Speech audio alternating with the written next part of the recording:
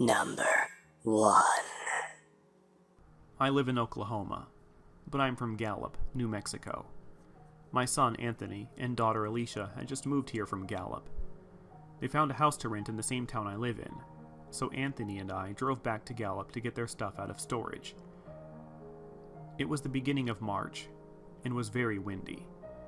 We pulled a horse trailer behind a pickup. It was empty on the way there.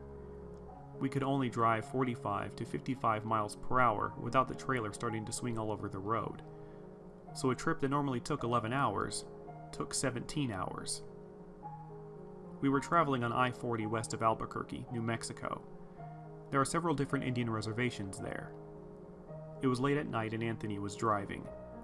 He needed to go to the bathroom. So we exited at the bottom of 9 Mile Hill, just west of Albuquerque. He drove behind the gas station because it was closed, and there were a few semis parked in front. I told him not to stop there because I saw someone by the trash dumpster.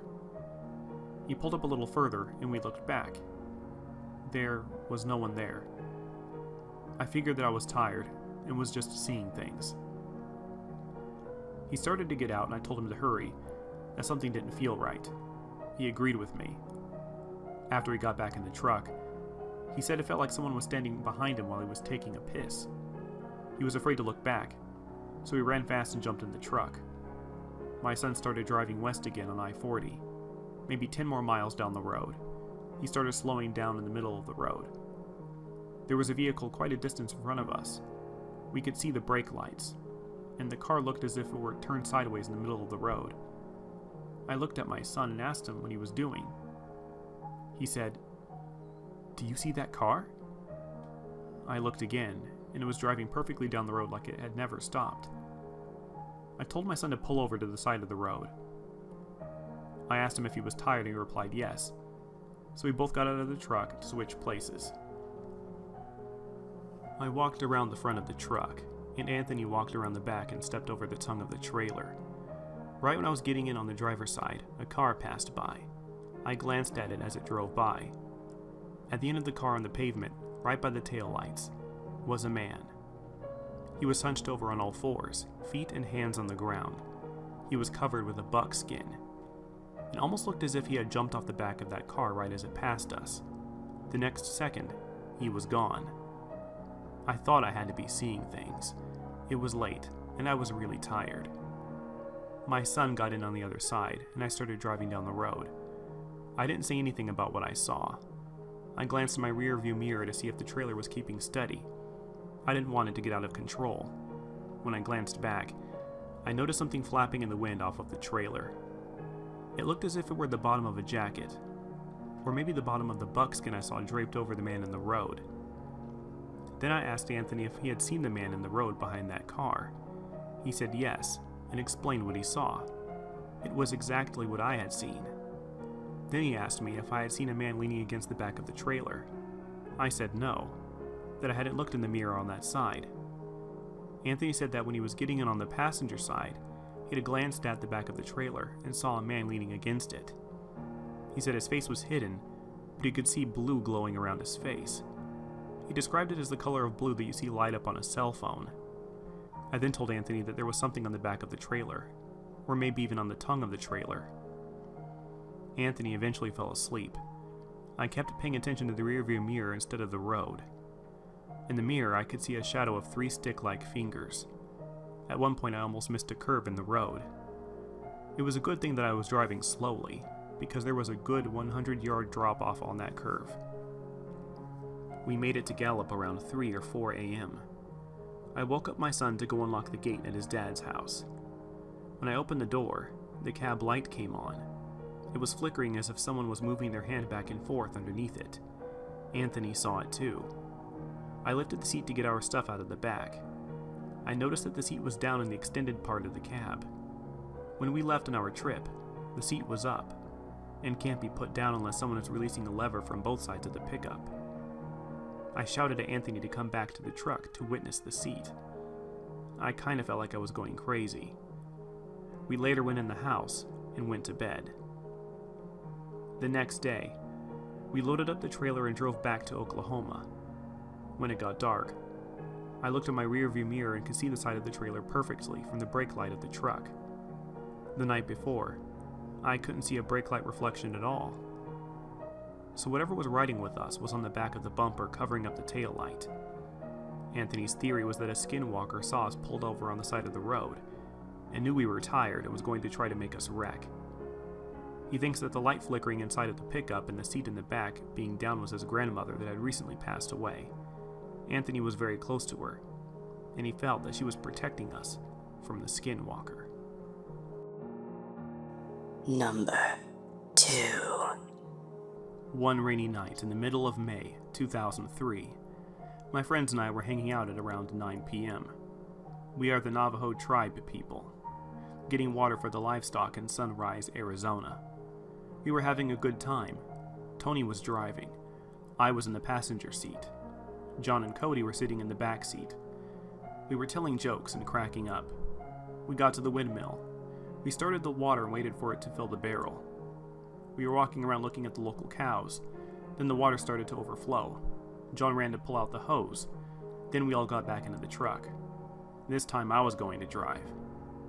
I got in and the truck would not start. I tried to start the truck. I even looked under the hood to check if anything was out of place. Nothing was. I went back into the truck. Tony wanted to go and mess around with the cows, and so did John and Cody. While they were out there, I was trying to figure out what was wrong with the truck.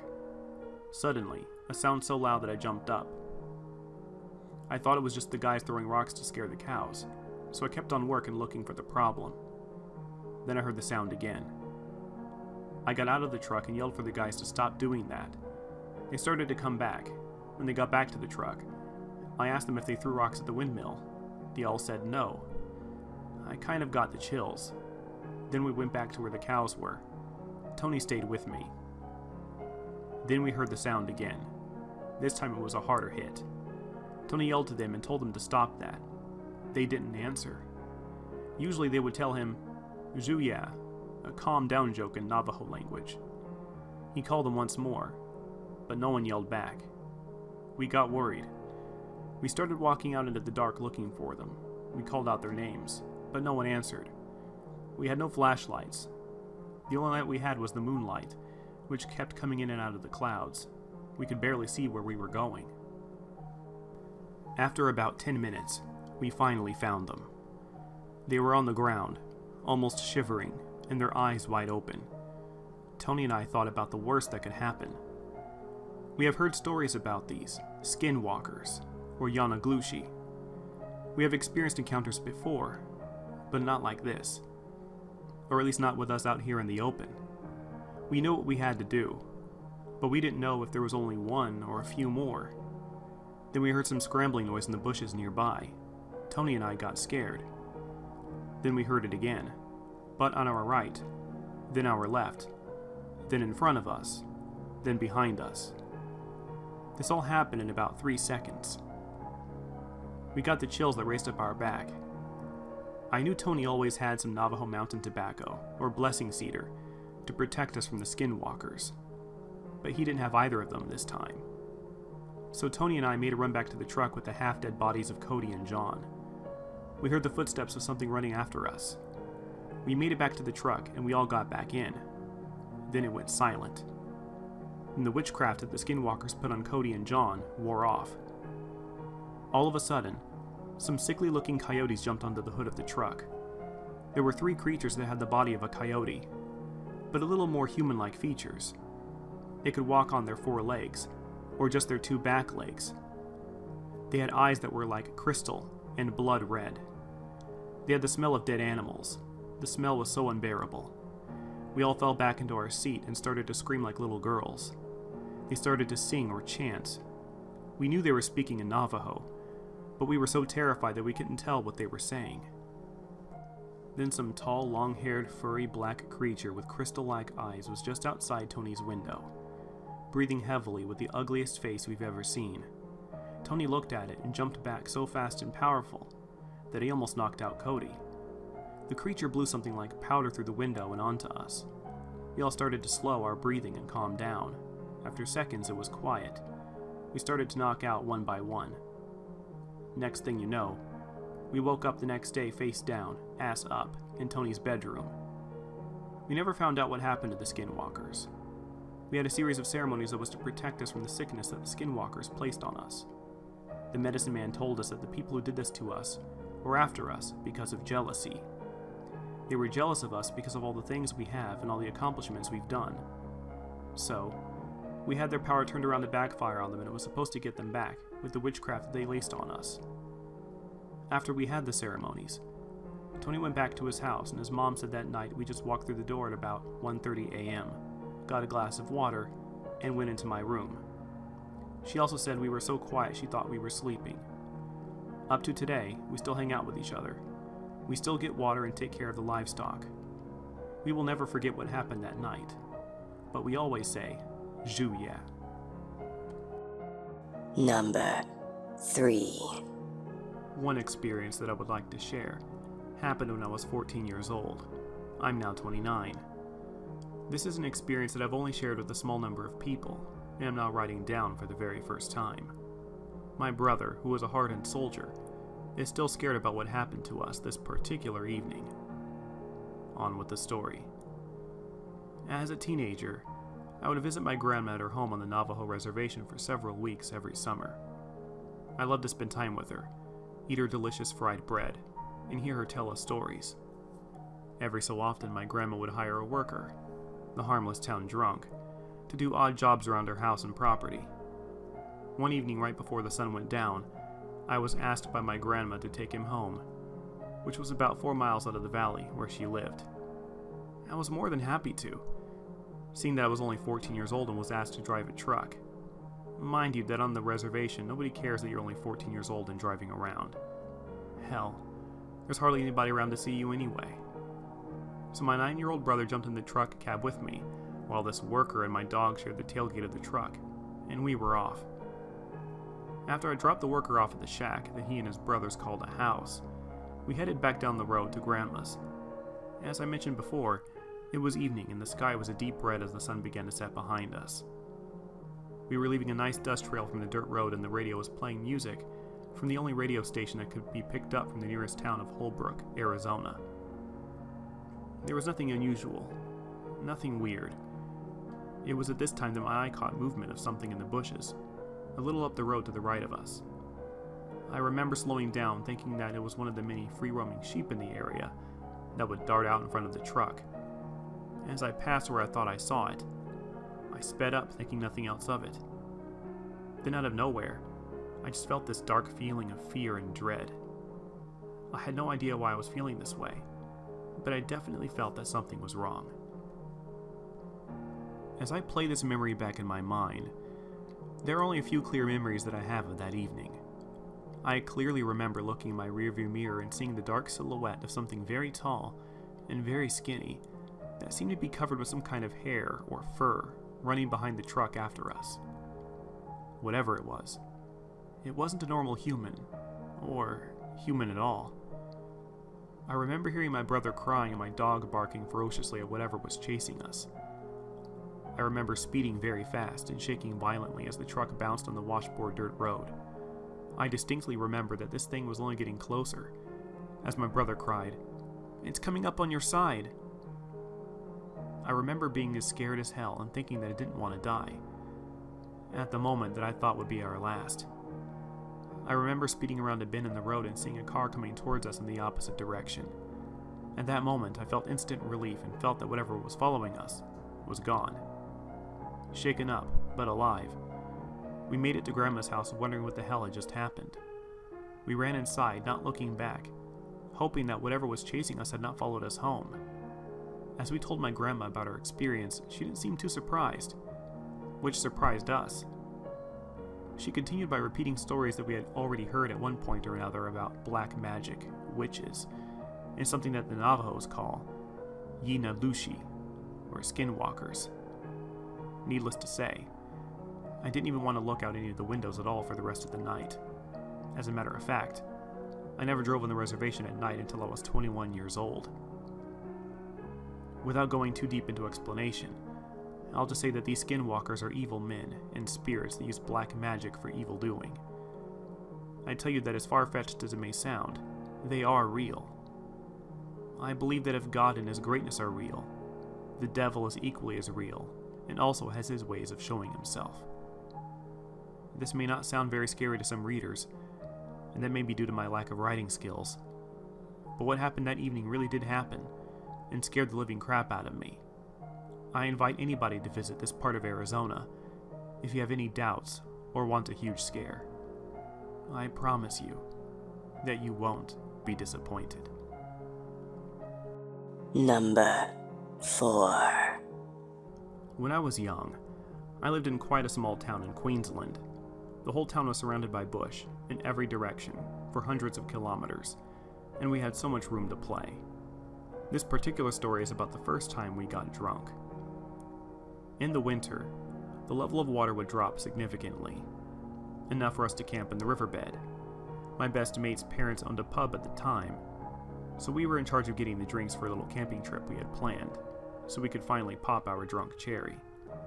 The place we had in mind was out near an old indigenous settlement, where a few creepy things have happened to us over time. So we made our way down into the riverbank, which was low on the side we came in, and really high on the other side. You couldn't see on the other side through all of the trees on the top, and it was kind of unnerving knowing someone could be up there watching, and you wouldn't know. There are about 7 of us kids in the camp, and our parents have no idea where we are or what we are doing. We lied and said we were staying at a friend's place. We set up our camp and built a little shelter for all of us to sleep under. We are all set up and start drinking as the sun is setting. Soon it's dark, and we are in full swing, mixing drinks and singing songs, and throwing stuff in the water, and generally making a whole heap of noise. As we are starting to wind down, one of my friends says he saw something move at the top of the riverbank on the steep side. We all say that he is full of shit and should calm down, but he is adamant there was someone up there. So we all start calling out, "Come out, you pussy," and other such things, being brave well beyond our years. To our surprise, a bearded man wearing straggly clothes and no shoes comes out of the tree line, stands on the edge of the bank, and just stares at us. We all go silent waiting for him to do something, but for about 5 minutes, he just stands there, and then he retreats back into the tree line. We all talk amongst ourselves and get a bit nervous, but we soon forget it. About an hour later, the guy is back, but he isn't on the bank anymore. He's coming out of the shadows from the other side of the bank and entering our camp. He comes over and stands next to the fire, just joins our group of 12-year-old kids, and stands there. We are all officially a bit scared and don't really know what to do, so we just sit there in silence. Eventually, one of my friends gets up the courage to speak to him. "Good day, mate. How are you? Are you okay?" The guy just stares at my friend and then starts staring at each of us in turn for a little bit of time spent on each of us. My friend tries again. "Hey, are you okay? What's your name?" The man snaps his head back at my friend and stares at him, wide-eyed, for at least 2 minutes before answering. Without blinking, he says in a raspy whisper, "That's none of your fucking business." And he hisses like a cat. Then this guy just jumps back screaming and staring at the fire like it had just appeared, and runs off up the steep bank in record time. It was impossible to get up this thing, so we all stand there, speechless. We decide that it's best if we just stoke the fire up, because it is about 39-kilometer walk in the dark back to town, and we weren't confident on that. So stoke the fire we did. We sat up for as long as we could, keeping watch, not really talking. We all eventually dozed off one by one. When we woke in the morning, everything was gone. All of our alcohol, all of our bags, all of our shoes, and all of our blankets. Everything. The creepy thing was that none of us awoke as someone robbed us blind, and there was not a single footprint. We were sleeping in wettish sand, so there should have been footprints everywhere, but there were none. It looked like we hadn't even been there. Needless to say, we bailed and ran most of the way back to town, Our feet were all cut up and messy by the time we got back. We never told our parents about our camping trip, and I think we never will. Hello, Hollowkeez here. I hope these stories are pretty good. Skinwalker stories aren't the easiest to find. Oh, and I would have really liked to imitate an Aussie accent in the story about the Queensland Skinwalker, but I seem incapable of it. Now, if it was Irish, I'm pretty decent with that. Something has been on my mind though, off and on. I'm not really a static person, and I like change to a certain degree. While I will always do scary stories, I still wish to branch out and do different videos. Anything to do with fear, of course. I'm just waiting for the right time to take the plunge. If you can, write in the comments what kind of fear-based videos you'd want to see at some point in the future. I can't promise I'll do them, but I'll definitely give it some thought. Anyway, if you liked this video, please like and subscribe.